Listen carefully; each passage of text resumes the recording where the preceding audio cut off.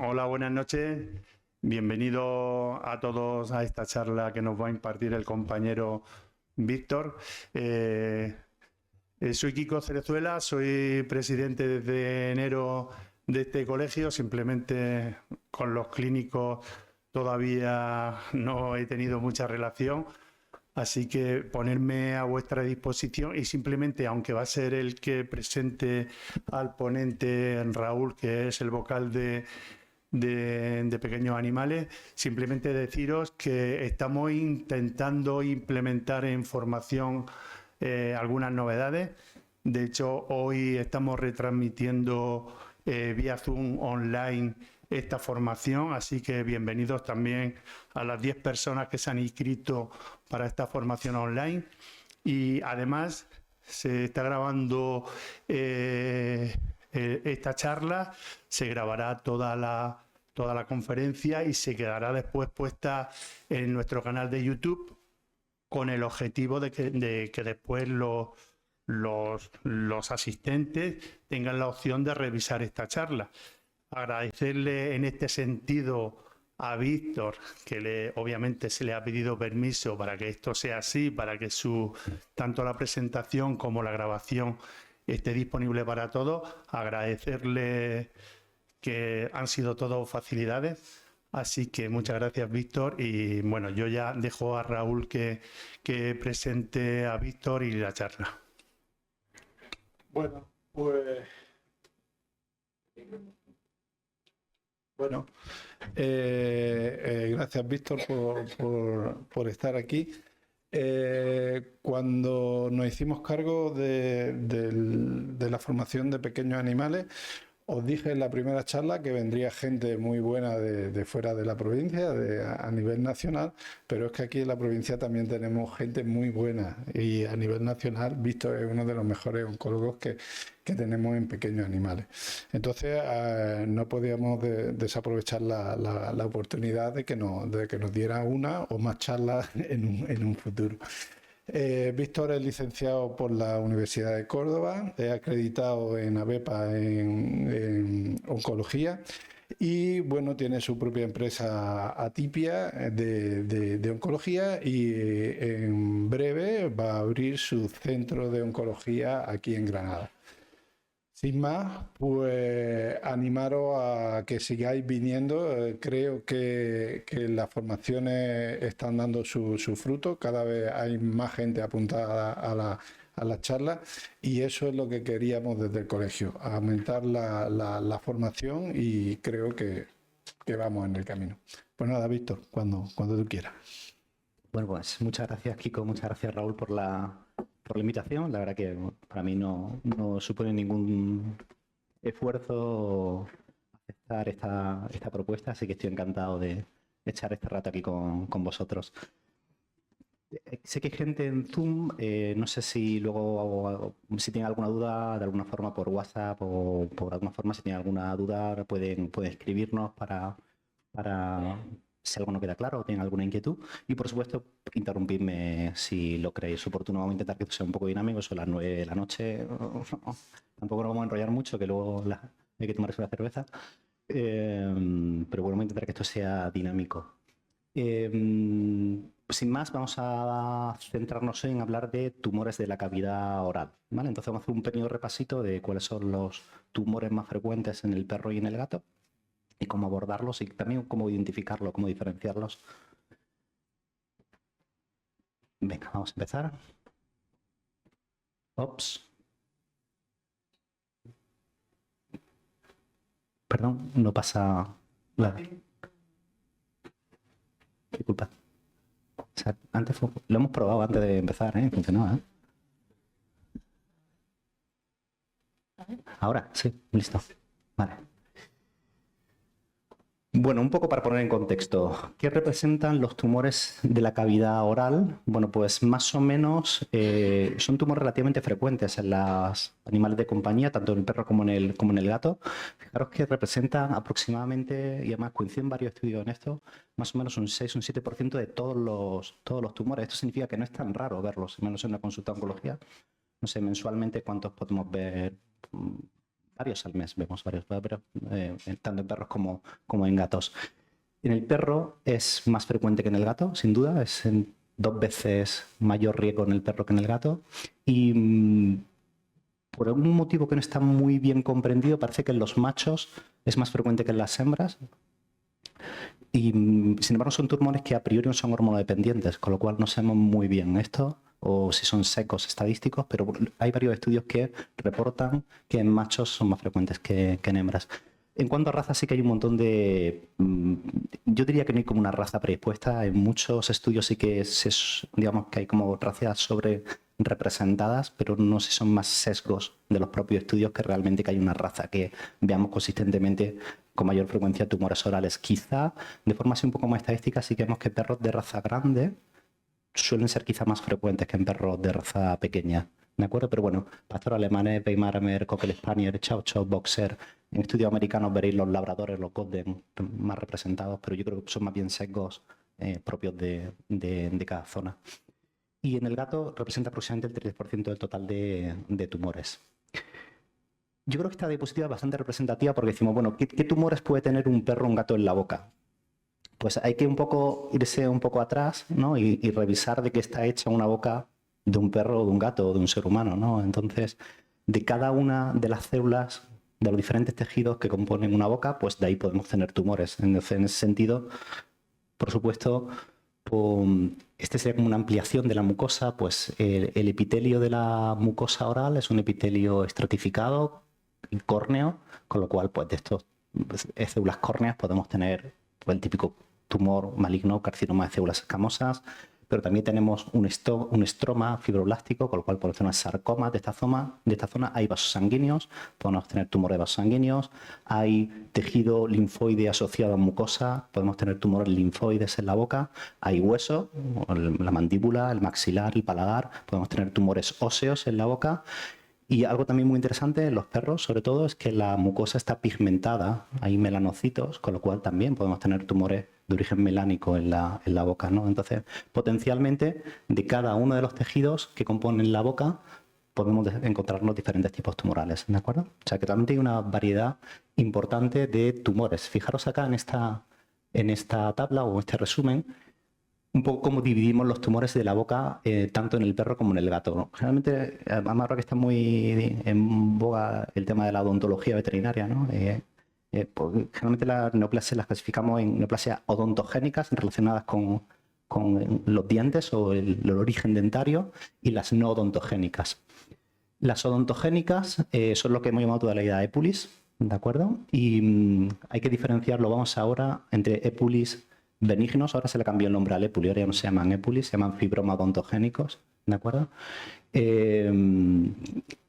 Estaría la versión benigna, que sería el fibroma odontogénico, el epuli de toda la vida, el osificante, el fibromatoso. Seguro que todos habéis quitado estas pelotitas de las encías que están casi pedunculadas, y cuando las partes para meterlas en el bote de biopsia como que rascan, ¿no? Porque están osificadas. Es el típico epuli osificante que es completamente benigno, y hay que diferenciarlo de lo que sería una versión pseudomaligna de este tumor, que es el ameloblastoma, ¿de acuerdo? Esa es la versión como maligna, el ameloblastoma, o anteriormente se llamaba epuliacantomatoso, es lo mismo, ameloblastoma o epuliacantomatoso. Y luego las no odontogénicas, que aquí sí que vemos diferencias en el perro y en el gato. Bueno, veis que la odontogénica no he puesto el gato porque son extraordinariamente infrecuentes. Es súper raro ver neoplasias odontogénicas en los gatos. Yo creo que este año vimos una. De hecho, tengo ahí una foto, de hecho, porque no creo que es la única foto que tengo. O sea, alguna vez he visto otra más, pero es como hiper mega raro encontraros un gato con una neoplasia odontogénica. Y las no odontogénicas, pues, fijaros la lista, lo que decía antes, ¿no? De cada tejido, pues hay un montón de tumores que se pueden desarrollar en la boca del perro, pero los que he puesto en negrita son realmente los más frecuentes con diferencia, y aquí varios estudios también son consistentes en esto y demuestran cuáles son los tumores que con mayor frecuencia nos encontramos en el perro y en el gato. En el perro, sin duda, los tumores más frecuentes son el melanoma, el carcinoma de células escamosas, los fibrosarcomas, en cuanto a no odontogénicas, y en cuanto a odontogénicas, el ameloblastoma. Digamos que estos cuatro, ameloblastoma, melanoma, carcinoma escamosa y fibrosarcoma, es como el pan nuestro de cada día. O sea, cuando vemos una masa en un perro que tiene mala pinta, va a ser uno de esos 4 casi seguro, casi seguro. Luego, digamos, yo diría que estos 4 suponen el 90% o el 95% de todos los tumores orales que vemos en el perro. ¿De acuerdo? Y luego en el gato es otra película completamente diferente, ¿no? En el gato las neoplasias orales son menos frecuentes, como hemos visto antes, en el perro, y sobre todo vemos carcinomas, células escamosas y en menor medida fibrosarcomas. O sea que cambia la estadística y como veremos ahora también el comportamiento de estos tumores. Este es un trabajo bastante interesante del año 2017, una revisión de casi 500 casos. Y aquí, como veis, la lista de tumores descritos es pues, muy variada, por lo que os he dicho antes, de los diferentes tipos histológicos que se pueden describir. Pero un poco el resumen, la esencia de este trabajo, yo creo que es esto, y esto es un poco lo que hay que tener en mente, ¿no? Y es que en este trabajo se revisaron tanto tumores como lesiones que parecían tumores, ¿no? Lesiones, era un trabajo de anatomía patológica, entonces masas orales, y se vieron cuántas eran tumores y cuántas eran tumores, y los que eran tumores, qué tipo de tumores eran, ¿no? Entonces, una cosa muy interesante de este trabajo es que, como veis acá, en el caso de los perros, casi el 40% son procesos inflamatorios, no son tumores. Y el 60% son tumores. Y luego de ese 60% de esos tumores, como veis, más o menos están pareados los que son tumores benignos y los que son tumores malignos. Es decir, probablemente en ese 50% casi hay muchos épulis, o ahora se llama fibroma odontogénico, hay muchos fibromas odontogénicos, casi la mitad. Y luego el otro 50% son pues, ya neoplasias malignas, melanoma, carcinoma escamosa, fibrosarcoma, lo que sea. Sin embargo, en el gato es otra película. Fijaros en el gato, lesiones que parecen tumores, casi todas ellas nunca son tumores. Son procesos inflamatorios crónicos. En gatos con gingivoestomatitis crónica, que tienen lesiones proliferativas que parecen tumores, las biopsias y no lo son, y son una gingivoestomatitis crónica. Sin embargo, cuando son tumores, que es solo uno de cada 4, más o menos un 25-26% de ellas, casi siempre son malignas. Y eso es un poco lo que hay que tener en mente. O sea, un perro con un tumor oral puede ser benigno o maligno, más o menos al 50%. Un gato con un tumor oral casi siempre va a ser maligno y, lamentablemente, casi siempre superagresivo, ¿no? Es un comportamiento biológico diferente entre especies, entre el perro y en el gato. Y este trabajo se publicó, lo he puesto aquí, no tenía puesto y lo puse ayer, porque es un trabajo que se publicó el mes pasado. Y es un trabajo es un trabajo peculiar, porque claro, es un trabajo que está hecho en la Universidad de Davis, es en el Departamento de Oncología de la Universidad de Davis, que puede ser quizá la universidad que siempre aparece en el ranking top 1 de mejor facultad veterinaria del mundo, en San Diego, en California. Y han hecho una revisión de 39 años de todos los tumores orales que han visto en 39 años. Esto tiene lo mejor y lo peor, como yo digo, de la experiencia, ¿no? Tiene, la experiencia, por supuesto, es un grado, pero también es un sesgo muy importante, ¿no? O sea, hay que un poco valorarla pues, en la justa medida, ¿no? Porque seguramente en este trabajo, y además a lo largo de 39 años, que un estudio retrospectivo tiene un montón de sesgos, ¿no? Pero bueno, una cosa muy interesante es que bueno, es consistente con los tumores más frecuentes. Como veis acá, en el caso de perros con tumores malignos, el más frecuente era el melanoma oral, el 30% casi. El segundo tumor más frecuente, el carcinoma de células escamosas. El tercero es el ameloblastoma y el cuarto el fibrosarcoma. Y me llamó la atención porque esto concuerda un poco con lo que yo generalmente suelo ver, porque muchos estudios ponen el fibrosarcoma por delante del ameloblastoma. Y yo creo, no, estoy seguro que vemos más ameloblastomas que fibrosarcomas orales. O sea que en mi experiencia personal sí que quizá cuadra un poco con estos datos, ¿de acuerdo? O sea, siendo un poco de mayor a menor los tumores con mayor frecuencia que vemos.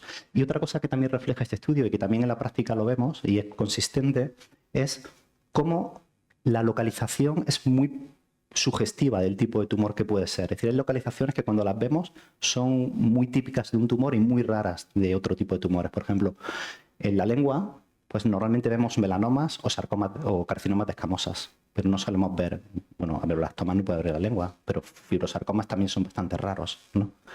O en los labios o el carrillo, generalmente lo que vemos son melanomas y este estudio coincide con eso. O en la mandíbula rostral, generalmente lo que vemos son ameloblastomas o son carcinomas de escamosas y coincide con lo que describimos. O sea que muchas veces por el sitio donde sale, perdón, otra vez.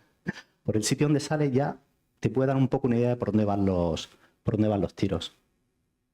Otra cosa muy interesante de este trabajo es que, bueno, fijaros aquí las razas, ¿no? Labrador, Golden Retriever, pastor australianos. ¿Cuántos pastores australianos veis habitualmente en la clínica?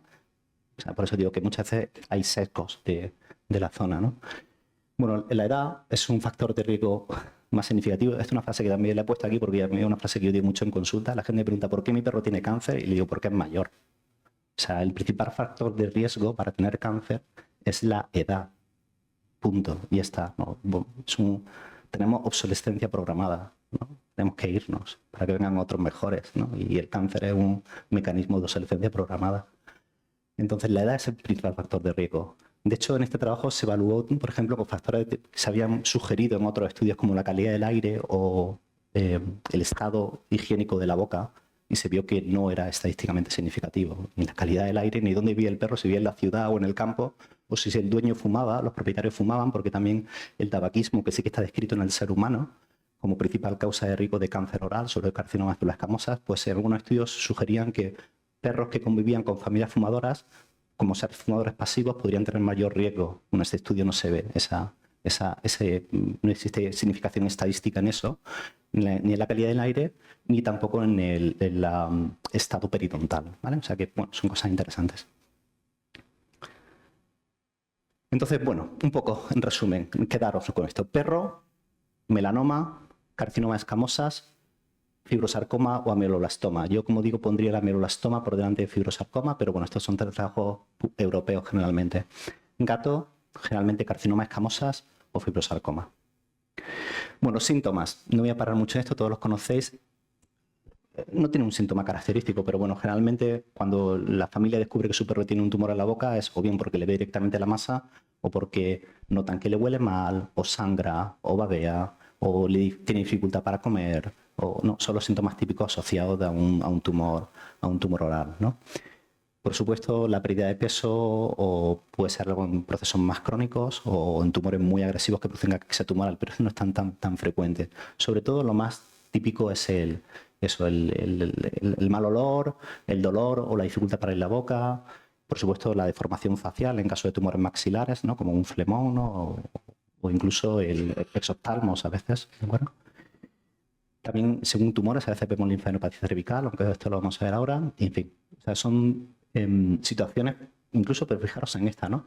Este perro que tiene una masa ahí al fondo del paladar blando, para llegar a alcanzar ese tamaño, probablemente este perro lleva varias semanas o varios meses con este tumor, pero muchas veces no se manifiesta hasta que alcanza un volumen suficiente, ¿no? Entonces ya acude al veterinario y al sedarlo y ver la boca ves que tiene una masa, pero ese tumor probablemente lleva ahí varios meses e inicialmente a lo mejor no manifestaba síntomas clínicos o el dueño o la familia no se percataba de esos síntomas clínicos, ¿no? Así igual también con los gatos, ¿no? El tema de sobre todo los carcinomas de células escamosas, como luego veremos, son tumores de crecimiento súper explosivo y lamentablemente casi siempre cuando nos llegan a la consulta están ya súper infiltrados. O sea que es muy difícil pescarlos en un estadio inicial, es súper difícil pescarlos en un estadio inicial. Bueno, ¿qué es lo primero que hacemos cuando vemos un tumor oral? Bueno, lo mismo que hacemos siempre cuando vemos un tumor es como clasificarlo, lo que nosotros llamamos en el TMN, o sea, lo clasificamos en base al tamaño, así hay metástasis en ganglios regionales y si hay metástasis a distancia, hacer lo que llamamos el estadio clínico. Y en esto hay un poco de polémica también, porque esto es la clásica clasificación de la OMS, de la Organización Mundial de la Salud, adaptada a perros.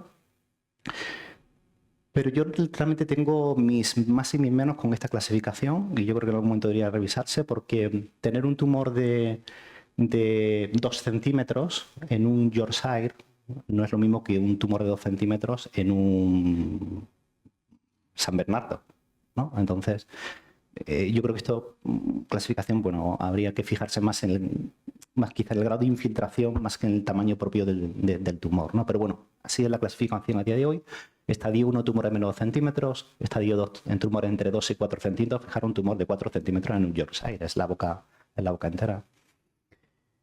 Estadio 3, tumor de más de 4 centímetros y metástasis en ganglio ipsilateral o invasión ósea. Y esto sí que es interesante porque un tumor pequeñito, pero si hay infiltración ósea, ya automáticamente pasa a estadio 3, ¿vale? Y luego, estadio 4, cualquier tamaño si vemos metástasis contralaterales o metástasis a distancia, ¿no? Entonces sería un poco cómo clasificamos esto.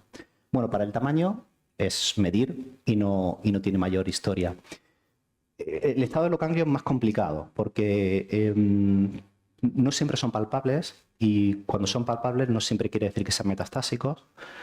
Porque muchas veces estos animales tienen inflamación asociada al tumor o tienen problemas en las encías o en la boca o tienen sarro y tienen linfadenopatía submandibular asociada. Entonces, una forma más precisa para aproximarnos a eso es con la citología, ¿no? Entonces, siempre que sea palpable, incluso a veces cuando no es palpable, habría que intentar buscarlo y tomar citología de estos ganglios. Lo que pasa es que, como luego veremos, también esto es controvertido por el tipo de ganglios que pueden estar afectados, ¿no? Y luego también sobre la sensibilidad de la citología para detectar metástasis. Pero bueno, es una técnica sencilla, barata y sin duda recomendable hacerla en todos los pacientes. Una cosa interesante también para valorar el grado de infiltración ósea es el tema de las radiografías. El problema que tienen las radiografías es que nos dan una información regulera, sobre todo en el caso de infiltración. O sea, yo creo que ahora seguramente muchos de vosotros más tenéis las placas estas o los chasis estos intraorales que pueden dar más definición, pero desde luego con una radiografía convencional es difícil valorar de forma objetiva el grado de infiltración. De hecho, hay algunos estudios que demuestran o parecen demostrar que si más de un 40% del hueso no está afectado, más de un útero cortical, no se ven cambios significativos, ¿de acuerdo? Sin duda, la prueba, y a mí es la que más me gusta para valorar esto, es el TAC, ¿no? El TAC nos permite valorar el grado de infiltración ósea, nos permite valorar el estado de los ganglios linfáticos, no solo los submandibulares, sino también de los retrofaringeos, que eso no los vas a palpar nunca, ¿de acuerdo? Y que pueden estar afectados. Y también nos permite valorar las metástasis a distancia, sobre todo pulmonares en muchos casos, con lo cual con una misma prueba pegamos el barrido entero. Entonces, generalmente la prueba que solemos recomendar a todas las familias para hacer, si pueden hacerla, recomendamos hacer un TAC para hacer el estadio clínico lo más preciso posible. Y bueno, la citología, aunque no es, los ganglios no siempre es muy sensible, pero sobre la propia masa sí que a veces nos ayuda en muchísimos casos a identificar al tumor sin necesidad de hacer una biopsia. Y es porque esos 4 tumores que hemos dicho antes tienen aspectos citológicos muy característicos, ¿no? Los melanomas son muy característicos, los carcinomas de células escamosas son muy característicos, los fibrosarcomas son muy característicos, los ameloblastomas no tanto, pero muchas veces si no es un carcinoma escamosa, si no es un fibrosarcoma o si no es un melanoma, casi por descarte sospechas que es un ameloblastoma, ¿no? A veces sí que los ameloblastomas consiguen grupitos de células epiteliales ondogénicas, pero son muy poco exfoliativos y no consigues pescarlos habitualmente, pero como digo muchas veces, si descartamos que uno de estos 3 y tenemos una masa en mandíbula rostral o en maxilar rostral que aparece desde las encías, entre los dientes, pues ya como que te huele mucho en el blastoma, aunque la biopsia sea lo que te lo confirme. O sea que la citología es una herramienta que sí que sobre la propia masa la usamos de forma rutinaria para saber qué tipo de tumor es. Y lo que decía, bueno, la evaluación del tamaño y el TAC. Fijaros esto, el efecto iceberg que yo siempre digo, ¿no? O sea, cuánto engañan a veces los tumores orales, ¿no? De que le abres la boca, ves una lesión en el paladar, como esta, que se le mete hacia el carrillo, le haces un TAC y ves que esa masa que tú ves en el paladar se le está metiendo hacia la órbita, está tocando el ojo, ha invadido la cavidad nasal, le está ocupando toda la cavidad nasal y se está metiendo en el seno frontal. Y tú la habías visto solo la lesión en el paladar, ¿no? O sea que por eso digo que el TAC es una herramienta que nos ayuda a valorar de una forma mucho más objetiva el tamaño real y el nivel de infiltración. Y esto nos condiciona la terapéutica y el pronóstico, sin lugar a dudas. ¿De acuerdo? ¿Vale? O sea, que tener muy presente el tema del TAC en este tipo de pacientes. Uy, perdona. Los ganglios linfáticos, bueno, los ganglios linfáticos, lo que os decía antes, ¿no? El problema de los ganglios linfáticos es que, sobre todo los melanomas, son tumores que son con frecuencia encontramos metástasis a distancia. El tema es que es un poco la discusión sobre la sensibilidad que tenemos para identificar esta metástasis, sobre todo con una citología, ¿no? O por la palpación. Una cosa también muy interesante es que tendemos a pensar que, porque es más lo lógico, ¿no? Es que un tumor oral va a hacer metástasis en los ganglios del mismo lado, ¿no? Es ipsilaterales, ¿no? Y esto sabemos, y además cada vez más evidencias que sabemos que esto no es así siempre. De hecho, las metástasis contralaterales son súper frecuentes, ¿de acuerdo? fijaros acá, ¿no? En este estudio se evaluaron 31 casos de patrones metastásicos en perros con tumores orales, ¿de acuerdo? Y el 62%, especialmente casi todos ellos eran melanomas, tenían metástasis contralaterales. O sea, más de la mitad de los perros tenían metástasis contralaterales, ¿no? Entonces te quedas muy tranquilo muchas veces de decir, le quito el tumor, le quito el ganglio. No, habría que hacer idealmente un vaciado cervical completo y quitar todos los ganglios, incluidos los ganglios retrofaringeos, que no son tan sencillos a veces de quitar, ¿de acuerdo? Un poco por recordarse un poco dónde podemos encontrar esos ganglios, bueno, y dónde drenan, bueno, casi todos los tumores orales que estarían en esta región van a drenar al linfocito mandibular y al ganglio retrofaringeo medial, ¿de acuerdo?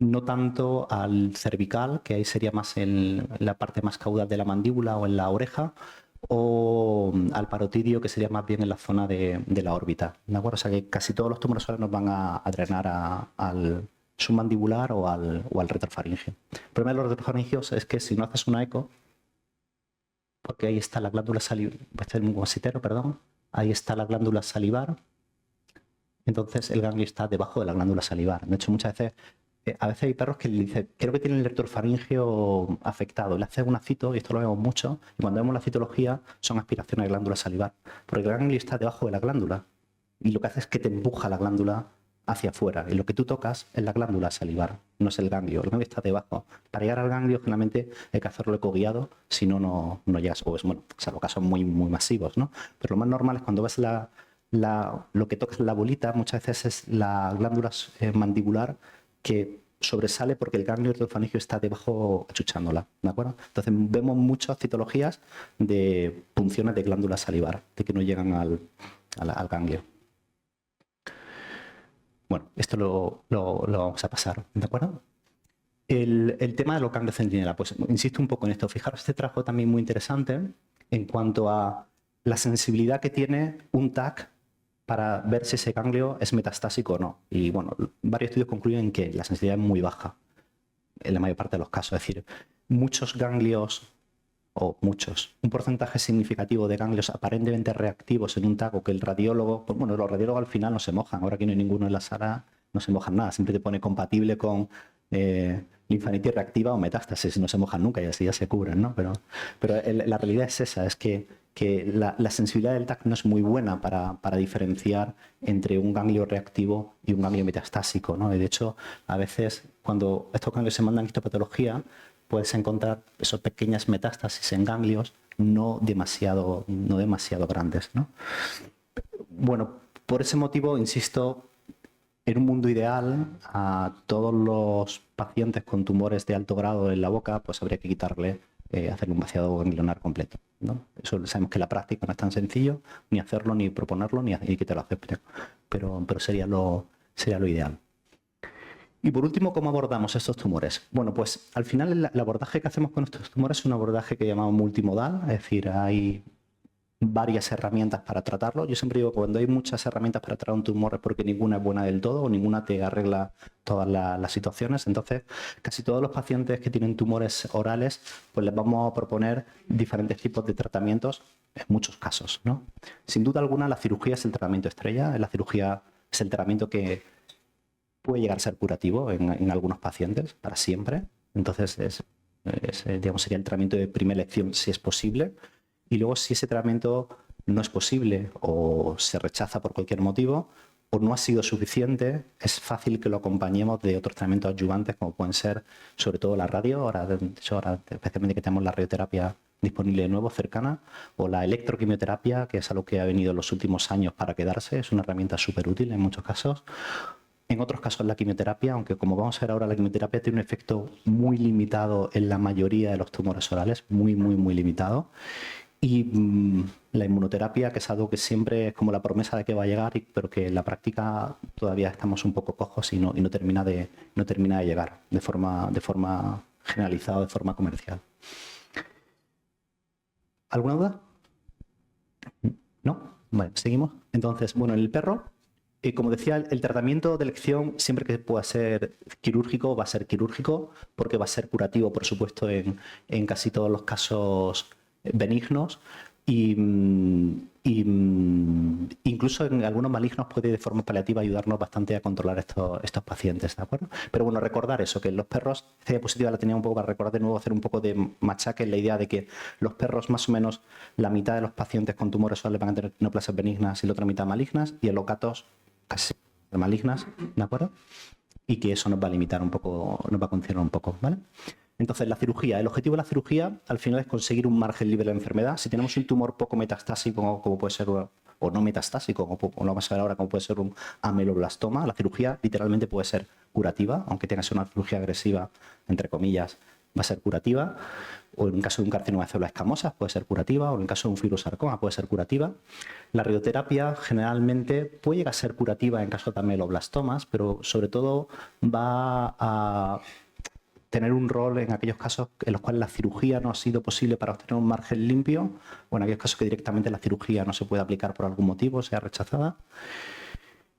La inmunoterapia, como luego vamos a ver en el caso de melanomas orales, quizá a día de hoy puede ser uno de los tumores más prometedores con el caso de la inmunoterapia, en el caso de melanomas orales. La electroquimioterapia, que como vamos a ver ahora, os lo voy a explicar si alguno no la conoce en qué consiste esta técnica, pero también podría en algunos casos ser un sustitutivo. Como yo digo, es el hermano pobre de la radioterapia, pero a veces puede ser muy útil.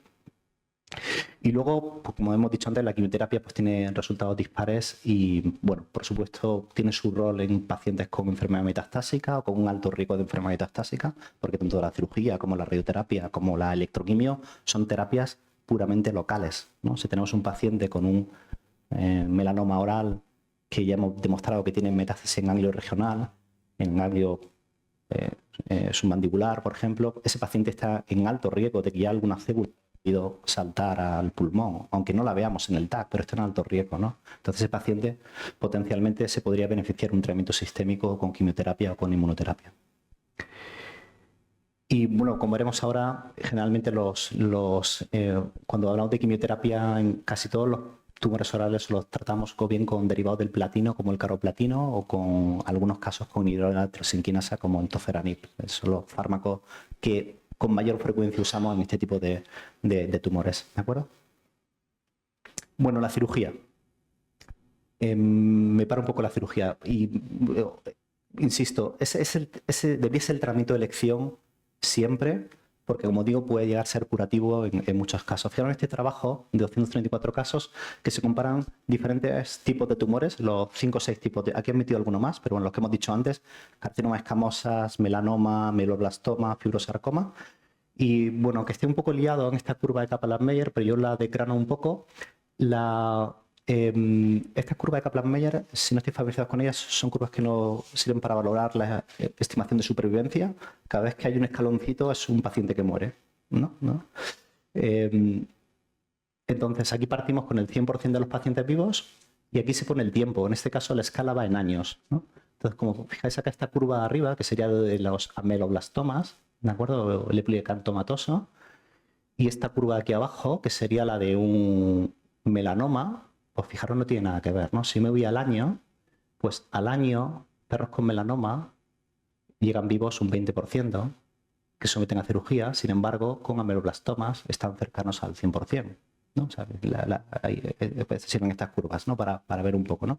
Pero bueno, entonces, como podéis ver, sí que hay un grupo de tumores que se benefician claramente de la cirugía, y la cirugía por sí misma, solo la cirugía puede prolongar de forma muy significativa el tiempo de supervivencia en estos pacientes, ¿no? Sobre todo son, como podéis imaginar, tumores poco metastásicos. Entendiendo por tumores poco metastásicos, por supuesto, el ameloblastoma, que no es metastásico, los carcinomas de células escamosas, pillados a tiempo, o los fibrosarcomas, pillados a tiempo, ¿no? Estos son los tumores que la cirugía puede prolongar muchísimo por sí misma el tiempo de supervivencia o el control, el tiempo libre de enfermedad de estos pacientes.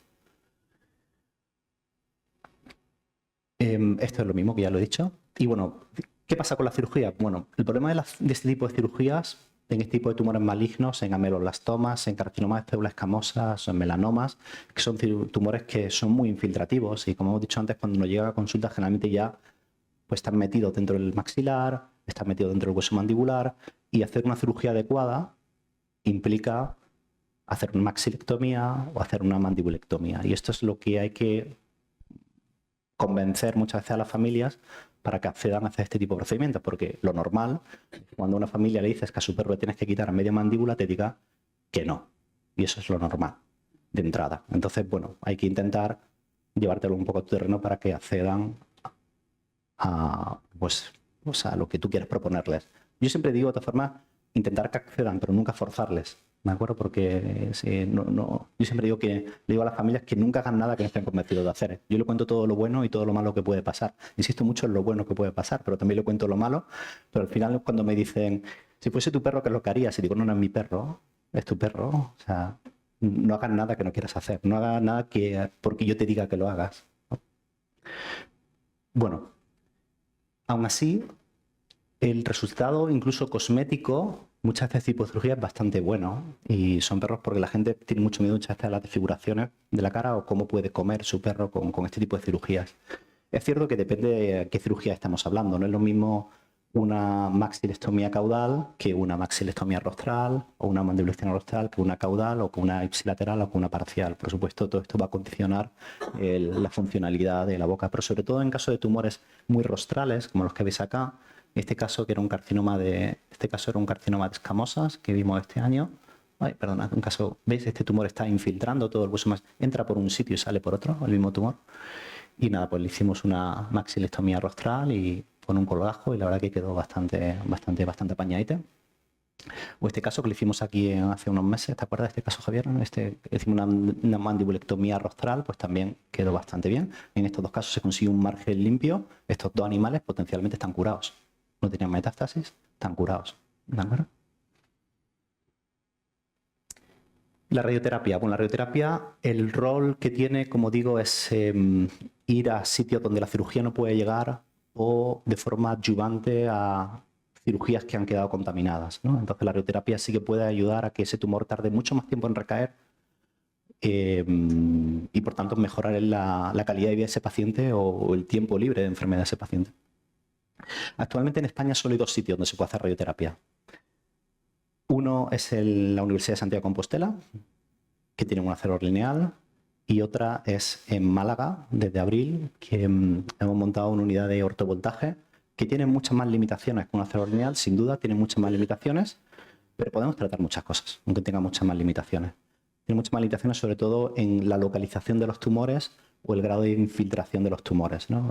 Hay tumores que podríamos hacer con acero lineal y que no podemos hacer con ortovoltaje, pero bueno, algunos casos sí que podemos hacer con ortovoltaje de forma muy satisfactoria, ¿de acuerdo? Muy satisfactoria. Entonces, bueno, pues es una herramienta más que tenemos y Málaga pues no está tan lejos, ¿no? Málaga no está tan lejos, ¿de acuerdo?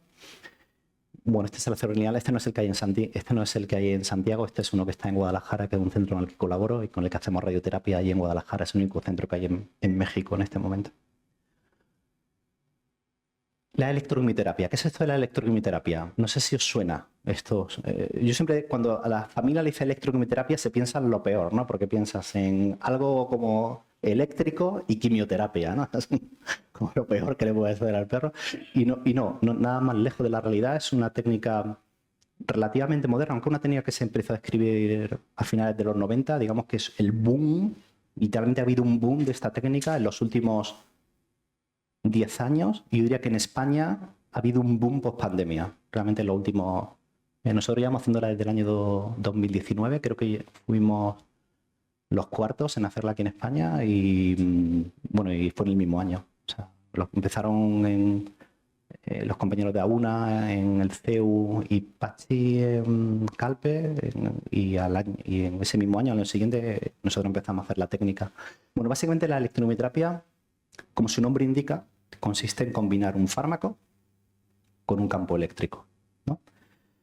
¿Cómo funciona esta técnica? Bueno, esta técnica lo que se basa es en un fenómeno que se llama electroporación reversible, que esto se demostró, además esto lo descubrió un español que se llama Luis Mir en los años 80. Este fenómeno lo que demuestra es que si tú sometes a una célula a un campo, a una diferencia potencial, a un campo eléctrico determinado de una determinada forma, durante un tiempo determinado y una determinada intensidad, tú consigues que los fosfolípidos de la membrana celular se despolaricen y se inviertan. Literalmente se crean poros en la membrana celular que si no la machacas demasiado, cuando cortas ese campo eléctrico, se vuelven a polarizar y la membrana celular se restablece y la célula sigue funcionando como si no hubiese hecho nada. O sea, que tú de forma puntual puedes hacer que esa célula sea permeable. Bueno, esto ya se usa también, no sé si te sonará, Clara, también se usa para transferencia génica, por electroporación. O sea, podemos meter agentes citotóxicos, podemos meter plásmidos, o podemos meter cosas dentro de la célula. Entonces, bueno, básicamente esta técnica lo que consiste es someter a un grupo de células, a un tejido, a ese campo eléctrico, de manera que al someter ese campo eléctrico conseguimos que la célula se permeabilice, se creen agujeritos, y luego si previamente esa célula la tenemos bañada por una droga que tiene ciertas peculiaridades, lo que pasa cuando se crean esas membranas, esos poros en esa célula es que esa droga va a penetrar dentro de la célula, y cuando la célula se repolarice y la membrana se reconstruya, la droga se va a quedar atrapada dentro de la célula y no va a poder salir. O sea que es una técnica con la cual podemos concentrar de forma muy, muy alta sustancias que de forma normal no entrarían en la célula o entrarían de forma muy, muy pequeña. Podemos concentrarla de forma pues muy, muy significativa y que actúen solo, además, en las células, por tanto, que electroporamos. Es decir, entonces en estos casos, en estos pacientes lo que hacemos es que les inyectamos una droga vía intravenosa, damos un tiempo para que esa droga se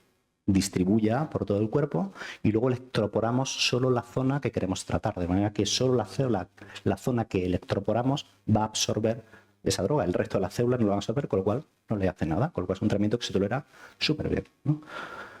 En este caso, generalmente en medicina veterinaria, bueno, también se usa la bleomicina, es la droga que usamos habitualmente. La bleomicina es un antibiótico antitumoral que tiene la ventaja de que es hidrófilo, con lo cual en condiciones normales no atraviesa la membrana, pero cuando tú le creas un poro, entra en la célula y cuando se cierra el poro, como es hidrófila, ya no sale de la célula. Además es una célula que como tiene una absorción muy baja, tiene muy poca toxicidad. Entonces cuando ponemos bleomicina, una dosis única de bleomicina a un perro, no se entera, no tiene ningún tipo de toxicidad por la bleomicina, pero esas células sí que la van a absorber. Las células que electroporamos sí que la van a absorber, ¿no? Entonces, bueno, sería un poco la técnica, el resumen de la técnica. Tenemos la célula bañada con en este caso con la bleomicina, aplicamos el campo eléctrico, la droga entra dentro de la célula, queda atrapada y ya la droga va haciendo sus cositas dentro de la célula. La bleomicina concretamente que lo que hace es cortar el ADN y destruir la célula.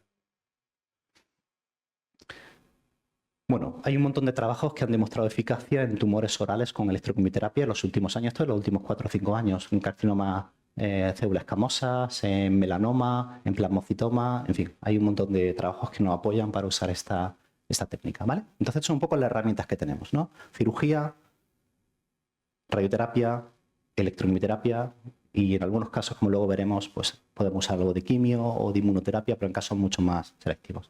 Ahora ya en los últimos minutos vamos a hacer un repaso un poco ya de cómo tratamos cada tumor en concreto, en los últimos 15 minutillos, ¿vale? O 20 minutillos, ¿vale? Entonces, fibroma periférico ontogénico o lo que toda la vida hemos llamado epulifibromatoso u osificante. Bueno, son tumores benignos. La cirugía es curativa en la mayor parte de los casos, ¿de acuerdo? Está descrito algunas recidivas, pero son realmente casos que al quitarlos te has dejado un trocito y vuelven a crecer, pero se lo quita entero y es fácil quitarlo a enteros. No vuelven a salir nunca más, no son metastásicos, son tumores benignos, son bastante frecuentes en el perro, esa imagen típica del perro, tumor que además que lo tocas y está duro como una piedra porque está osificado.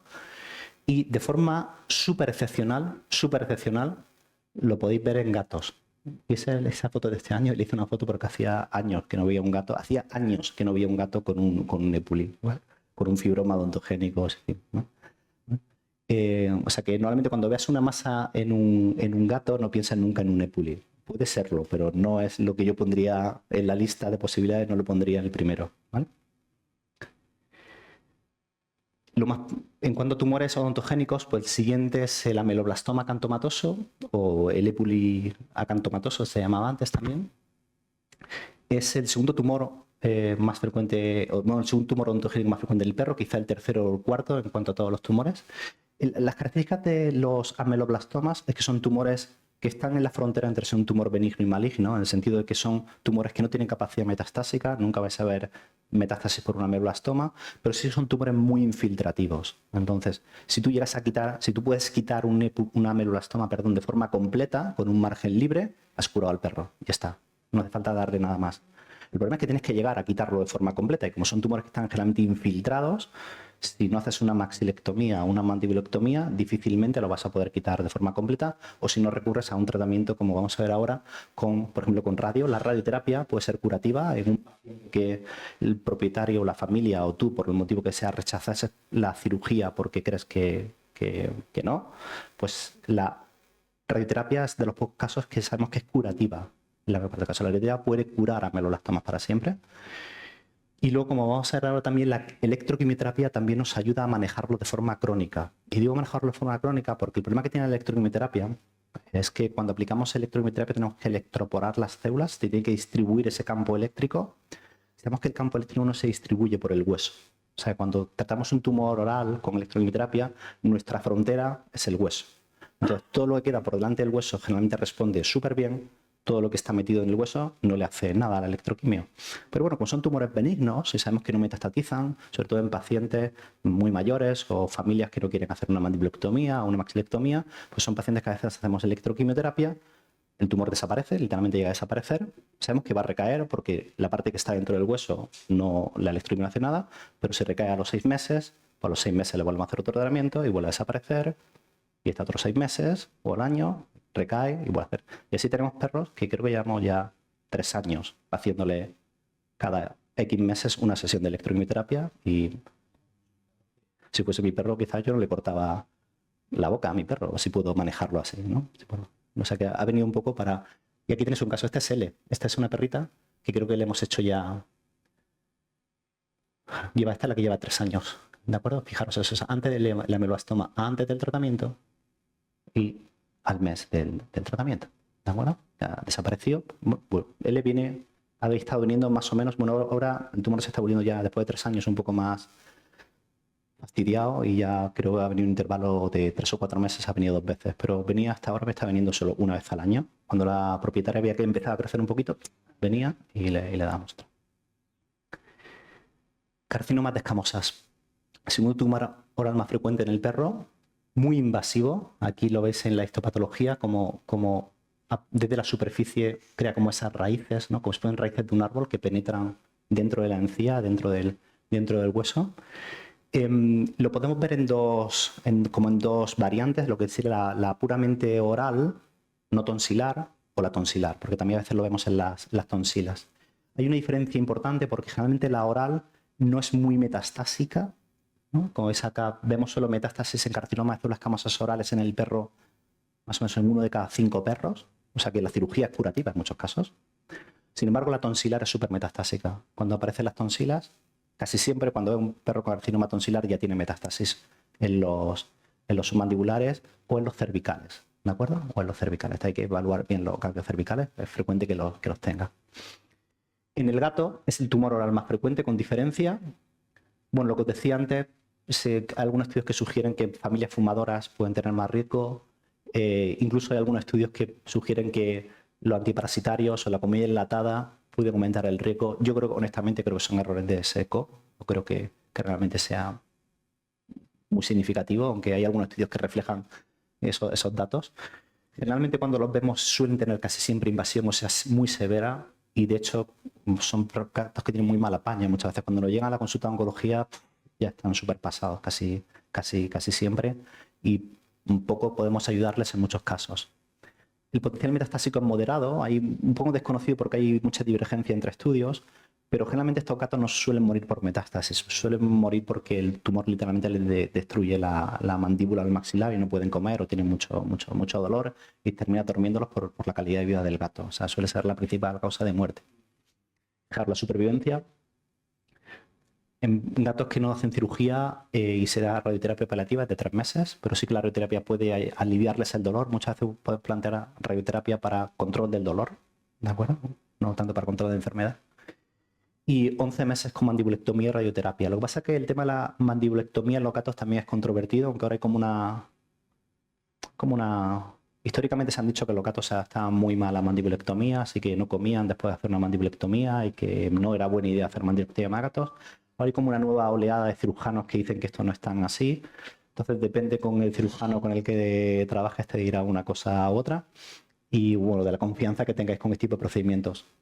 Aún así, muchos pacientes, yo creo que cuando llegan ya ni siquiera son candidatos a mandibulectomía. Muchos pacientes. Bueno, aquí os he puesto una tablita, luego podéis revisitarla para verla, un poco de diferencia. Fijaros entre lo que es el carcinoma de los escamosos en el perro y en el gato. Fijaros la frecuencia, el potencial metastásico, el grado de invasión ósea, ¿de acuerdo? Y sobre todo, fijaros los tiempos de supervivencia, no tienen nada que ver de promedio en el perro o en el gato, ¿vale? ¿Vale? O sea que no tiene nada que ver el carcinoma de los escamosos en el perro y en el gato, ¿de acuerdo? En el caso del perro, pues es la foto que os ponía antes, la cirugía puede llegar a ser curativa, sobre todo en no tonsilares. El TAC nos ayuda un montón a decir dónde cortar, ¿de acuerdo? En este caso, ¿de acuerdo? Pues nos decidimos cortar pues, justo por detrás de los colmillos para dejar ese centímetro que hay entre esa lesión osteolítica y el colmillo, ¿vale? Para que haya una funcionalidad más o menos adecuada de la mandíbula. Y bueno, en estos casos puede llegar a ser curativo. La radio. Bueno, la radioterapia en carcinomas de células escamosas, si la cirugía no es posible, puede ayudar a mejorar la supervivencia de forma significativa, en un año o un año y medio, en perros solo con radio. Y si se hace radioterapia después de cirugía, porque la cirugía no te ha quedado con un borde limpio, ahí sí que se multiplica mucho más el tiempo de supervivencia. Así que es mucho más efectiva la radioterapia. Es decir, cuando damos radioterapia sobre enfermedad microscópica, es decir, cuando ha hecho una mandibulectomía o una maxilectomía o ha hecho una cirugía marginal, porque la familia no ha querido hacer una maxilectomía, y justo después de hacer la cirugía, antes de que recaiga, plum, aplicas la radio. Ahí sí que puedes estirar mucho el tiempo libre de enfermedad. ¿De acuerdo? Hay una variante que se llama carcinoma papilar, que es bastante rara, pero bueno, hay una variante de carcinoma papilar, que ahí sí que la radio puede ser curativa para siempre, incluso como terapia única, ¿de acuerdo? Bueno, hay algunos estudios que también ven diferencias de supervivencia en función de la edad, pero tampoco es muy significativo, yo creo que no es muy significativo. De todas formas, tampoco es frecuente ver perros con carcinoma de células escamosas menores de 6 años. Pero bueno, está descrito. La electroquimioterapia yo creo que es muy interesante en perros con carcinoma de células escamosas, sobre todo en aquellos casos en los que no hay infiltración ósea, ¿no? En que ha llegado muy a tiempo y no hay infiltración ósea. En estos casos sí que podemos conseguir respuestas súper buenas, como veis acá en este perrete que tenía ahí en el belfo de carcinoma de células escamosas, y como ha hecho una remisión completa. Esto es con una única sesión de electroquimioterapia. La electroquimioterapia es algo que aplicamos en una única sesión. ¿Vale? O este es un caso súper excepcional que no es para nada habitual, pero bueno, llegó y era un gato con un carcinoma de células escamosas que le estaba destrozando, como ves acá, la encía de la mandíbula rostral, pero no tenía infiltración ósea, o al menos de forma manifiesta. Entonces le hicimos electroquimio y, como veis acá, no sé si podéis verlo, pero hizo casi una remisión completa y estuvo mucho tiempo. Esto no es para reaccionar, pero como digo, lo normal del gato es que en el momento del diagnóstico ya esté el hueso mandibular volado. Pero bueno, en casos excepcionales puede ser útil. La quimioterapia, sin duda, la usamos sobre todo en el tonsilar para prevenir o retrasar la metástasis. Está descrito que los carcinomas de células escamosas sobreexpresan la COX-2, esto lo sabemos hace muchos años, con lo cual potencialmente también pueden responder parcialmente al uso de inhibidores de la COX, por ejemplo el piroxicam o alguna INE. Y el carboplatino, igual que pasa en medicina humana, los derivados del platino normalmente son la droga de elección para perros con carcinoma o seres humanos, igual en seres humanos con carcinoma de células escamosas oral también se usan los derivados del platino. Y bueno, más o menos cuando decidimos aplicar quimio a un perro con un carcinoma de células escamosas que no se ha podido, se ha rechazado la cirugía o que ha recibido por la cirugía, tenemos buenas respuestas más o menos en la mitad de pacientes que tratamos. Eso es lo que siempre decimos a la familia, es casi como tirar una moneda al aire. O sea, la mitad de los pacientes nos van razonablemente bien. No estamos hablando nunca de curarlos, es que controlar el tumor durante un tiempo. La otra mitad no le hace absolutamente nada el tratamiento. O sea que digamos que esas buenas respuestas las vemos más o menos en la mitad de los pacientes. Lo que pasa es que aquellos que responden bien, como veis, la supervivencia se nos van bastante, nos pueden ir hasta cerca de un año con el tumor controlado. El tonsilar no tiene nada que ver. Fijaros, este es el caso típico de el perro que acude a la consulta porque tiene un bulto en el cuello, y cuando haces una cinta de ese bulto ves que es una metástasis de un carcinoma y dices, ¿dónde? Si no tiene nada en la boca. O sea, pues no tiene en la boca, no, mírale bien las tonsilas, porque generalmente esas metástasis que no sabes dónde vienen, que las ves el ganglio metastásico, pero no encuentras el tumor. Fijaros en este caso, el TAC como cascar realce justamente ahí en la tonsila, ¿no? Y este es el típico caso, pues tenía un carcinoma que no era tan chiquito que todavía no tenía síntomas en ese tumor tonsilar, pero ya le había hecho una metástasis en el ganglio submandibular, ¿de acuerdo? Son tumores muy metastásicos. Ahí también, históricamente se ha dicho que eran tumores que iban muy mal y que casi que no merecía la pena tratarlos. Hoy ya sabemos que no nos van tan mal si los cogemos a tiempo. De hecho, en aquellos pacientes que, sobre todo casos como este, ¿no? que puedes quitarlo, aunque sea sin margen, puedes quitar el tumor de la tonsila, quitas el ganglio y luego los tratas, a veces sí que durante muchos meses puedes tenerlos controlados, incluso cerca de un año o más de un año. Y en este caso, por ejemplo, hemos tenido muy buena experiencia nosotros con electroquimioterapia de la tonsila. Esto lo hacemos intraoperatoria, que se le quita la tonsila y en ese mismo momento le hacemos una sesión de electroquimio para la enfermedad residual que sabemos que seguramente va a quedar ahí en la tonsila. Y luego, por supuesto, le damos quimio, ¿de acuerdo?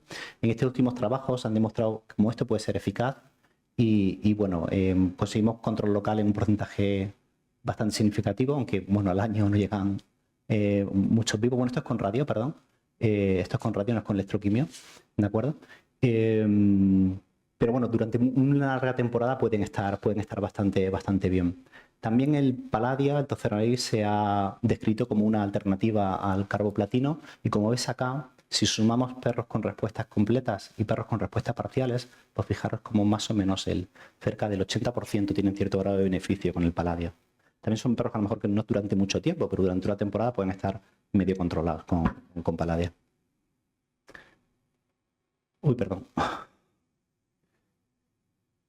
Bueno, esto es un poco las revisiones del carcinoma tonsilar, las últimas revisiones, las cuales se ha demostrado cómo puede ser mejor la supervivencia de lo esperado con cirugía, radioterapia y quimioterapia, que tenemos tiempos promedios de medio año más o menos. Y en este último trabajo, usando una técnica un poco más novedosa de radioterapia, han conseguido tiempos de hasta 1 año y medio de promedio de supervivencia, ¿no? 40% de las supervivencias, ¿no? O sea que, bueno, como digo, estos rasgos son un poco más modernos que los de 2016. Bueno, pues históricamente esto que se había dicho es que los carcinomas de células escamosas tonsiliares siempre iban muy mal, no siempre van tan mal. Yo creo que una de las claves del éxito es cogerlos más o menos a tiempo, razonablemente a tiempo. Bueno, el fibrosarcoma, he puesto en esta tabla también para que veáis un poco la diferencia entre el perro y en el gato, que también las hay. Un poco el resumen es que son tumores por lo general poco metastásicos y la cirugía potencialmente puede ser curativa en muchos casos, sobre todo en perros. En gatos, muchas veces gatos con fibrosarcoma, cuando los detectas, están también muy infiltrados y la cirugía no es posible llevarla a cabo.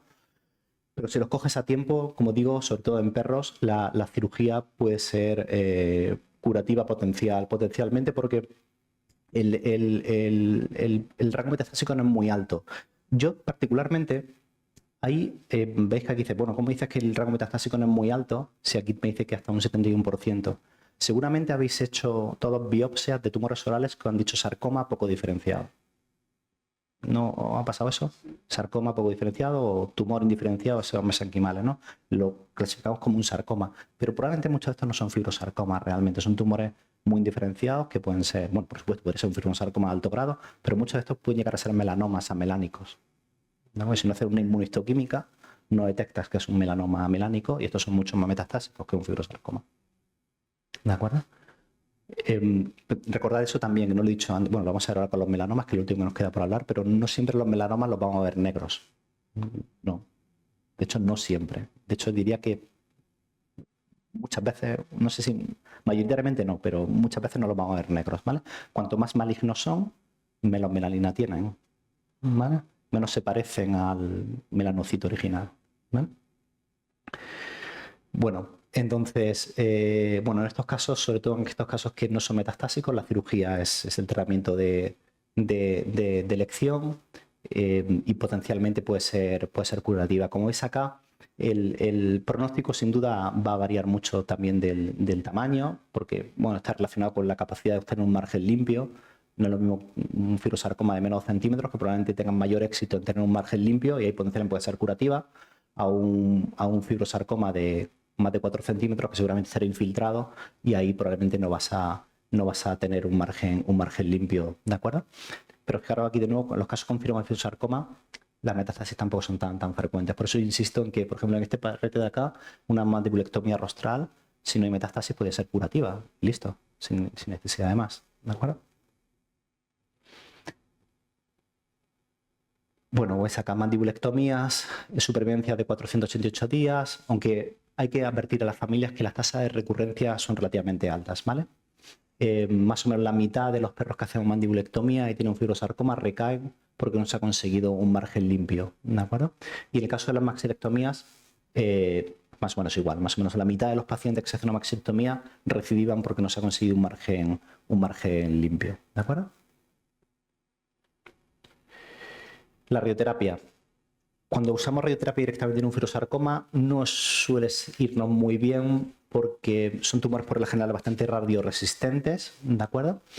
Aunque sí que es cierto que algunos pacientes puede lentecer el crecimiento del tumor, puede hacer que a lo mejor el tumor no llegue a desaparecer, pero disminuye de tamaño y se queda chiquito durante varios meses. O sea que puede mejorar la calidad de vida de ese paciente durante varios meses con radio, ¿de acuerdo? Por supuesto, es mucho más interesante la radioterapia si se combina con la cirugía, por lo que hemos dicho antes, ¿no? Si combinamos radio y luego hacemos cirugía y luego irradiamos el margen contaminado, la supervivencia puede ser mucho más amplia, ¿vale? Y normalmente no suelen responder muy bien a la quimio estos perretes. Sin embargo, aunque no hay estudios publicados todavía en esto, con lo cual no os puedo enseñar un trabajo, pero os puedo enseñar fotos mías de perros y un gato con fibrosarcomas que hemos tratado con electroquimio y que nos han ido muy bien, ¿de acuerdo?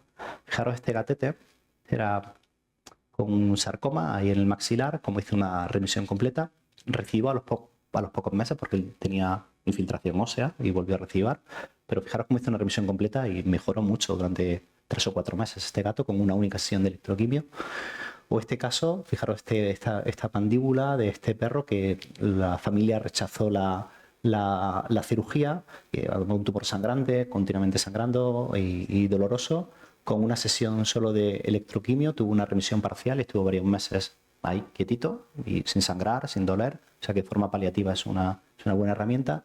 O este caso, que quizás es uno de los casos así de éxito más llamativos que hemos tenido, que era este perro con un fibrosarcoma en la lengua, que no son para nada habituales, y esta familia a priori rechazó la glosectomía.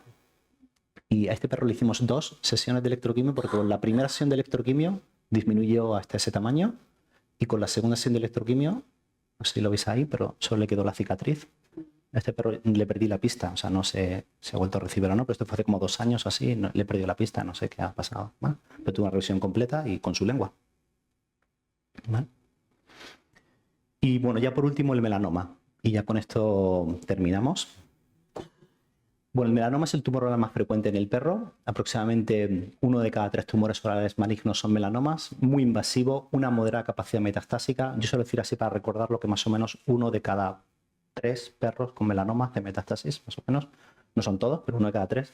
De hecho, es más fácil que mueran por la destrucción directa del propio tumor en la boca que por las...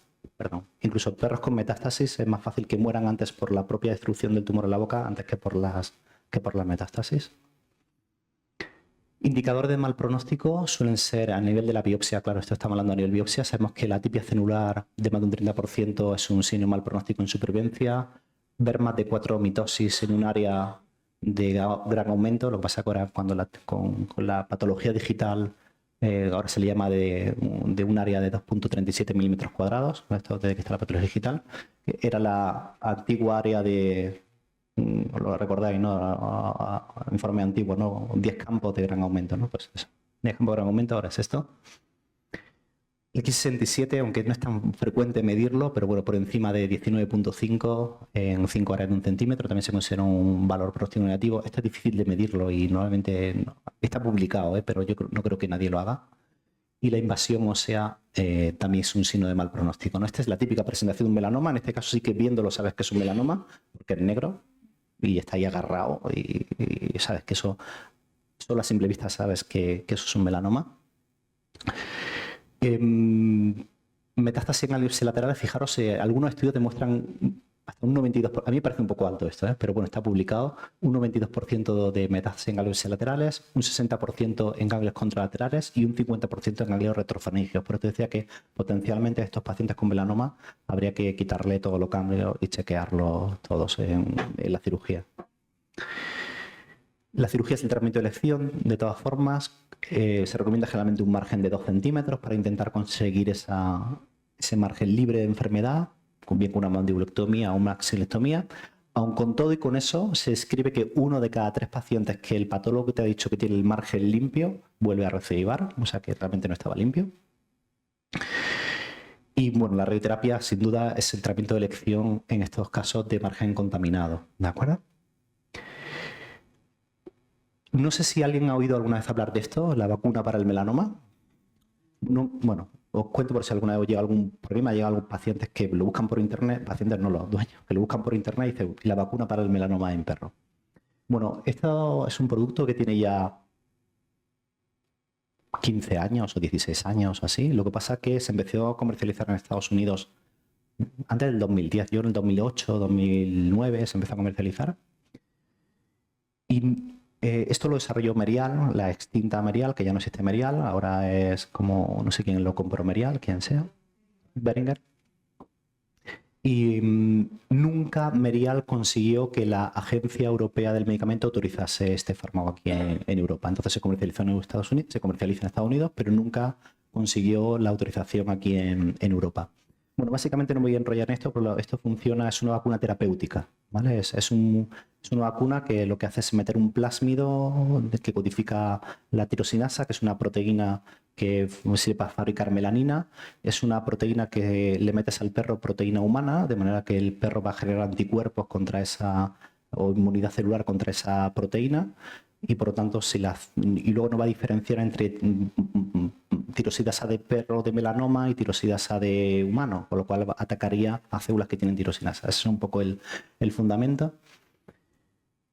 Bueno, la cuestión es que los estudios que aportó en su momento Merial para intentar comercializar esta vacuna aquí en Europa, pues nunca se consideraron como suficientes para demostrar su eficacia. No su seguridad, que sí que está contrastada y no le pasa absolutamente nada a los perros por ponerla. Lo que no tenemos tan claro es si les pasa algo positivo, ¿no? Entonces, bueno, es lo típico de, sabemos que no es malo, no sabemos si es bueno. Hay familias que dicen, bueno, si no es malo y puede ser bueno, pónselo, pero bueno, esto no es ciencia tampoco así, ¿no? No sabemos si es más placebo. Bueno, a día de hoy, 15 o 16 años después, seguimos teniendo la pelea si la vacuna es útil o no es útil. En la última guía de recomendación que se ha hecho para el manejo del melanoma canino está recomendada. Es cierto que la han hecho autores norteamericanos, muchos de ellos, que la usan aquí. Pero aquí en Europa, hasta hace pocos años podíamos importarla. Y de hecho yo la he usado en algunos casos, pero era carísimo importarla. Pero bueno, a algunas familias no le importaba el dinero y la importábamos. El coste de importación era unos 3.000 euros, el coste de importación, y eso vale para 6 meses. A los 6 meses son otros 3.000 euros. Y sin tener claro si funcionaba o no, pero insisto, hay familias que esto no le importa. Y ahora mismo la Agencia Española del Medicamento nos ha cerrado el grifo de importación de este fármaco. O sea, no, aunque quieras importarlo, no puedes importarlo. O sea, que vaya alguien a Estados Unidos, la compre, se la traiga en la maletita, a que se la pongas, no puede importarlo de una forma legal. ¿De acuerdo? No puede importarlo. Bueno, es un poco la historia de la vacuna del melanoma, ¿vale? O sea, a día de hoy seguimos en discusión si realmente es útil o no. Este último trabajo que se publicó por una institución no relacionada con Boehringer ni con Merial, ¿vale? No encontró diferencia significativa en supervivencia entre perros que recibían la vacuna y los que no recibían la vacuna, ¿vale? En cierto modo, esto está quedando grabado, pero en cierto modo, todos los estudios que parece que sí que demuestran beneficios tienen algún conflicto de intereses. O alguien que participe del estudio puede tener algún conflicto de intereses, ¿no? Y este es el fármaco que en algún momento nos llegará, y espero que este sí que pase la autorización cuando llegue de la Agencia Española del Medicamento, de la Agencia Europea del Medicamento, y sí que podamos usarlo. Es el primer anticuerpo monoclonal de uso veterinario para tratar cáncer, ¿no? O sea, tenemos ya anticuerpos monoclonales para quitar el dolor en las articulaciones, para controlar el picor en los perros, pero no tenemos nada para tratar tumores, ¿vale? Entonces, este es un fármaco que ya está aprobado con licencia condicional en Estados Unidos, lo ha desarrollado Merck y es un anticuerpo anti-PDL1 que, ha sido una forma un poco resumida, el PDL1 es un ligando que tienen las células tumorales, entonces cuando un linfocito llega a la célula tumoral para intentar destruirla, esa proteína como desactiva al linfocito. O sea, cuando el linfocito va a atacarla, pues dice no me ataques, ¿no? Soy buena, no me ataques, ¿no? Ese es ese es el PDL1 aquí, ¿vale? Entonces ese anticuerpo lo que hace es que se pone aquí en medio, se fija el PDL1, se pone aquí en medio, entonces la célula tumoral no puede desactivar al linfocito, ¿vale? Esto también se ha demostrado en medicina humana. Y bueno, pues por ejemplo, este fármaco ya viene registrado para uso en perros con melanoma y mastocitoma, ¿vale? Pues se ha demostrado utilidad. Aunque probablemente cuando lo tengamos, pero que lo tengamos más pronto que tarde, yo creo que se va a convertir en el nuevo Paladia, porque realmente hay un montón de tumores que sobreexpresan PDL1. Entonces, pues cuando no haya nada que dar, darle esto a ver si hace algo, ¿no? Bueno, aquí tenéis algún caso, por ejemplo, esto es algunos trabajos que se han publicado ya con este anticuerpo. Pues es un perro con un melanoma metastásico, con una metástasis del pulmón, y he hecho una remisión completa de la metástasis con el anticuerpo, ¿no? Tampoco es la panacea, no funciona en todos los casos ni nada, pero de luego es una herramienta bastante interesante, ¿no? Que veis acá, ese melanoma ahí, y aquí ha hecho una remisión también con el anticuerpo monoclonal, ¿vale? No sabemos tampoco a qué precio llegará. No. En Estados Unidos creo que se estima que cada dosis puede estar fácil entre los 500 y $600 por aplicación, o sea que tampoco es un medicamento barato. Bueno, la radio. La radio sin duda es una herramienta súper útil en caso de melanomas orales. Casi todos los melanomas orales son súper sensibles a la radio y conseguimos que disminuyan muchísimo de tamaño con radio, idealmente con acero lineal, porque nos permite tratar lesiones muy profundas. Si no, el ortovoltaje también nos podría valer en algunas situaciones, tumores más superficiales. Pero, por ejemplo, fijaros, este es un caso de Tito, es un perro con un melanoma oral, el que os ponía antes. Fijaros el grado de infiltración que tiene Tito. A este perro le habían tratado con todo antes de llegar a radio, le habían dado todo lo que se podía dar y no funcionó. Y fijaros, os pongo aquí un poco una evolución de Tito. Fijaros, este es el 21 de julio del 2023, hace un año y medio, fue el día que le dimos la primera sesión de radio. Lógicamente los melanomas ahora los tratamos con 4 sesiones de radioterapia, una vez por semana. Y esta es la foto del día que iba a su primera sesión de radio. Esta es la foto del día que iba a su última sesión de radio. O sea, había pasado solo 4 semanas, no habíamos terminado el tratamiento todavía, le quedaba su última sesión de radio y, como veis, había hecho ya casi una remisión completa del tumor solo con 3 sesiones, le quedaba una más. O sea, que la radioterapia sin duda es una herramienta súper útil en el caso de melanomas orales. Súper útil. La electrolimiterapia también se ha demostrado una herramienta súper útil en el caso de melanomas orales, pero está muy condicionada al estadio. Aquí lo pone. Este trabajo es muy interesante. Este trabajo demuestra cómo, fijaros, perros con melanoma en estadio 1, recordad, estadio 1, perros con melanoma de menos de 2 centímetros sin infiltración ósea. El 100% de los perros responden, el 72% hacen remisiones completas y el 27% hacen remisiones parciales. En estadio 2, fijaros cómo cambia la cosa, ¿eh? Solo entre comillas, el 21% hacen remisiones completas, pero fijaros, un 68% siguen haciendo remisiones parciales. Si ya nos vamos a estadio 3, ya solo el 7% de remisiones completas y el 50% de remisiones parciales. Y en estadio 4 no vemos nunca remisiones completas, solo remisiones parciales en algunos casos. Pero en situaciones como esta, de melanomas chiquitos, pues fijaros como con una única sesión de radioterapia el tumor ha desaparecido. Vuelven a aparecer, esto no los cura, pero es el mismo ejemplo que ponía antes con el ameloblastoma. Ahora mismo estamos mostrando una perrita, una chihuahua, no, una pincher, que tiene 10 y todos. Que la familia no quiere hacer una mandibulectomía rostral porque le pilla toda la mandíbula y ya se le mete un poco incluso hacia el rafe medio. Y le hemos hecho ya como 3 le hemos hecho 3 electroquimios en el curso de casi un año ha hecho ya. Bueno, pues ya tiene 10 y todos y uno más y la perra sigue con su boca intacta y pues cada 4 meses vienen, cada vez que la familia ve que le vuelve a crecer un poquito, claca, le damos otro.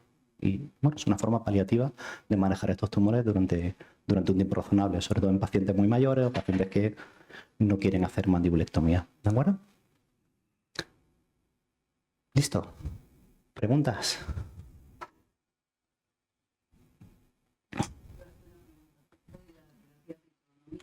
¿Sí? ¿En general o tumores orales? Sí, me preguntaban por el uso de la terapia metronómica en tumores orales.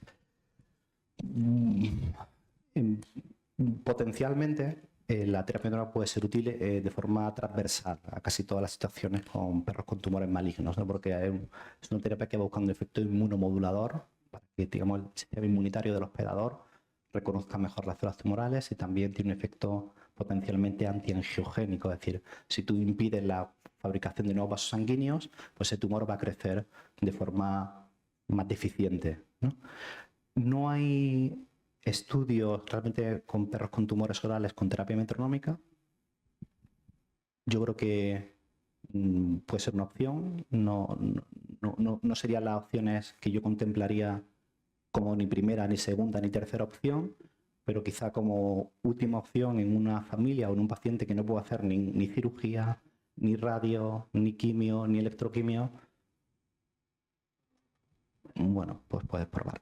Pues, lo más probable. Una ventaja fundamental de la metronómica es que, entre comillas, es una terapia un poco tóxica, entre comillas, porque luego a veces vemos problemitas.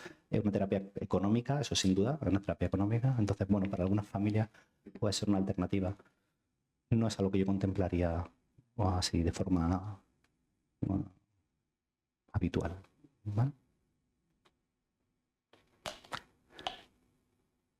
¿Alguna preguntita más? ¿Nadie? ¿Listo? Nos vamos a tomar... Bueno, antes de tomar la cerveza.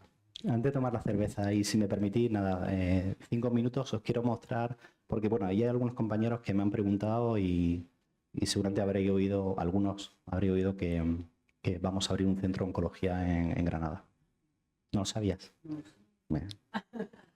Entonces venía un poco a poner un poco en contexto en qué punto estamos y qué es lo que esperamos, ¿no? Entonces, bueno, nada, voy a coger 5 minutos un poco para informar un poco de cuál es la idea del proyecto que tenemos, que espero que más pronto que tarde estemos operativos.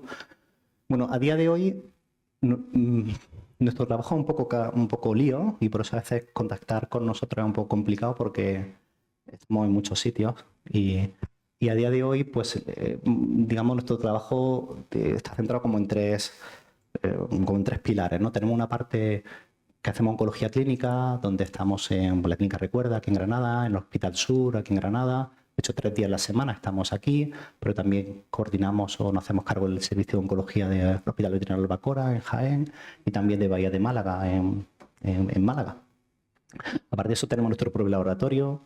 No sé, algunos conocéis, tenemos un servicio de diagnóstico citológico, también hacemos citometría de flujo. Luego también colaboramos con el Instituto Biosanitario de Investigación de Granada, el IBS.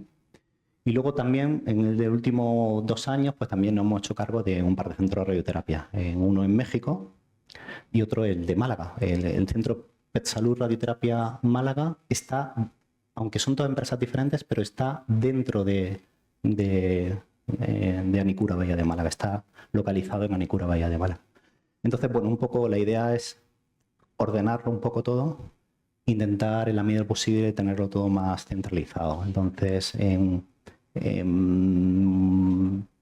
algún punto del primer trimestre de 2025, Laura se ríe, pero es así.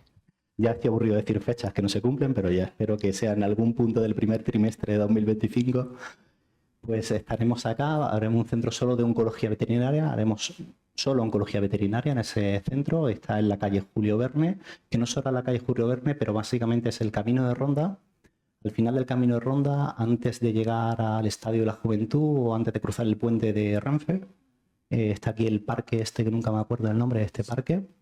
Pues nada, justamente en la esquinita esta, aquí un edificio del Ayuntamiento de Asuntos Sociales, aquí abajo hay una iglesia. Bueno, pues en esta esquinita es donde estaremos. También el laboratorio ya se traslada ahí, o sea, el laboratorio estará también, vamos a centralizarlo todo ahí. Y bueno, básicamente este es un poco el proyecto, aunque esto ha cambiado, pero básicamente pues tendremos un par de consultas, tenemos una sala solo para administración de quimioterapia, que esto es una cosa que yo de hace muchos años quería tener, tenemos el laboratorio, por supuesto, rayo X, tenemos un TAC, lo que no sé si nos va a dar tiempo a llegar con el TAC a la inauguración, creo que no, pero en algún momento la idea es que tengamos el TAC operativo, un prequirófano, un quirófano, una sala de reuniones, SEO vestuarios, este es un poco el esquema del proyecto. Y bueno, los servicios que pretendemos ofrecer pues son pues, un poco un servicio integral de oncología, pues desde la consulta, todo el proceso diagnóstico, toma de muestra, ecografía, rayo X, el TAC, por supuesto el laboratorio, la citología, la citometría de flujo, todos los posibles tratamientos médicos que creemos que se pueden aplicar, electroquimioterapia, la radioterapia por el momento está externalizada, la hacemos nosotros, pero hay que ir a Málaga a hacerla, no la vamos a tener aquí en Granada.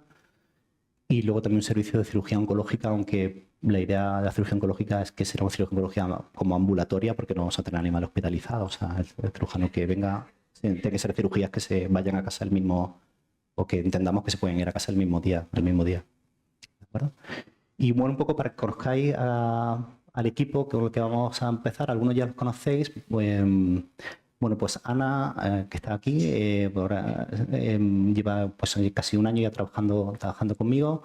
Juan Miguel Ramírez es diplomado europeo en cirugía y es quien vendrá a hacer las cirugías. Ana Fandiño es una compañera, la última compañera que se ha acoplado a nosotros, lleva solo un mes trabajando con nosotros, pero es la que nos apoya los días que nosotros no estamos en Málaga para hacer los tratamientos de radioterapia. Laura, que está aquí también, que es mi compañera que lleva también más tiempo conmigo, la que se encarga del laboratorio, la citometría de flujo. Y Merche, que iba a venir, pero está con gripe hoy y se ha puesto con fiebre y no ha podido venir, iba a venir también hoy, pues es la que se encargará de la recepción y atención al cliente. Así que esto es un poco para que entendáis un poco lo que vamos a hacer en un poco tiempo. ¿Vale? Muchas gracias. Muchas gracias por...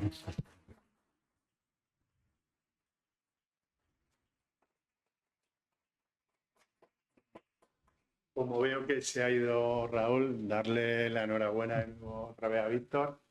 Muchas gracias por compartir esta formación.